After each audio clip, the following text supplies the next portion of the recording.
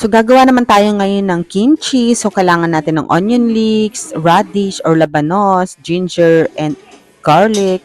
And then, syempre, ang ating Korean chili na meron din tayong sugar and glutinous flour, pati iodized salt. Yan, lahat yan, kailangan natin yan.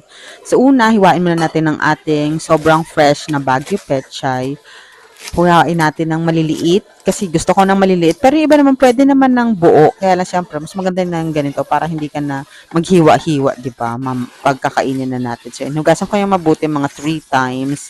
And then, pagkatapos kong hugasan, so, lagay ko muna siya doon, set aside, and then, nasikaso ko muna tong ating mga other vegetable, kagaya ng onion leeks, sinugasan ko siya ng mabuti kasi may mga lupa-lupa. And then, pagkatapos niyan, binalatan ko na rin ang ating radish. So, ayan. Pagkatapos natin mabalatan, hiwa-hiwain natin siya ng strip-strip. Ayan. And then, ito namang ating ginger and garlic. So, syempre, i-grate ko siya para mas lumabas ang kanyang flavor. Mas flavorful pag mga ganyan, ganyan. Gawin nyo rin yan. So, ayan. Iluluto natin ang ating glutinous flour sa tubig. Gagawin lang natin siyang paste. So, ayan. Hindi naman natin siya kailangan pakuluin kulong-kulo. So, okay na yan, ganyan. Nearly kulo. Ayan. Then, huwain natin ang ating radish ng maliliit. Strip-strip.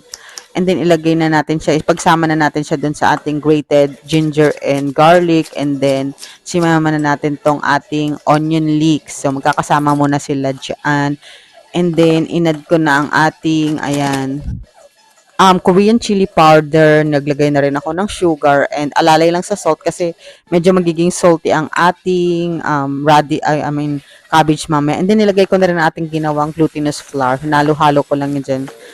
Glutinous rice. So, yan. Yung niluto natin kanina, hinalo-halo ko lang siya dyan. And then ngayon, ibababad na natin sa salt ang ating Baguio Pechay. So, hahayaan lang natin yan nakababad mga up to 12 hours. Gusto ko lang 12 hours, pero pwede namang mas mabilis pa doon. And then pagkatapos nun, pagkatapos mo siyang mababad after 12 hours, huhugasan mo ulit siya ng maraming tubig para mawala yung alat niya. And then pipigaan natin siya. And then ito na yung kaninang nagawa nating mga radish and onion leeks.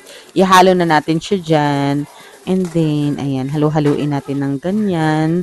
And then, pagkahalo-halo natin ng ganyan dyan, iiwanan lang natin siya dyan ng mga, babalikan natin siya kinabukasan. So, yan, magiging baby tayo. Check natin yan dyan. Ayan, guys. Ayan. So, ayan, tatakpan lang natin siya dyan. And then, babalikan natin yan kinabukasan para i-check, halu-haluin natin. Sa puntong yan, ako, maaamoy mo na talaga yung amoy ng kimchi dyan. Medyo mabaho-baho na yung buong bahay niyo pag binubuksan mo siya. Ayan, and then, ako okay lang sa akin, 1 day okay na yan. Pwede na yan kainin. Pero yung iba, ang talagang perfect sa kanya is 2 days. So, ayan. Ayan na siya after 2 days. Thank you for watching. Bye!